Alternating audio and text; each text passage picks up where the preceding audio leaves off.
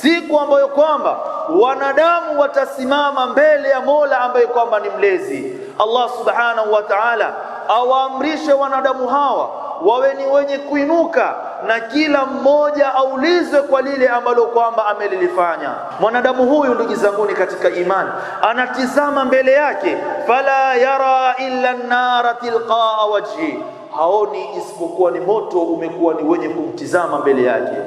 Mwanadamu anatizama upande wa kulia, haoni isipokuwa lile amelitanguliza.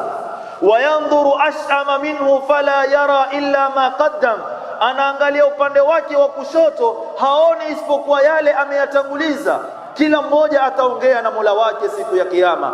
Hakutokuwa bainahu wa baina Allahi turjuman, hakutokuwa baina yako wewe na baina ya Allah subhanahu wa ta'ala mtu ambaye kwamba atakuwa ni mwenye kuyakutafsiria maneno.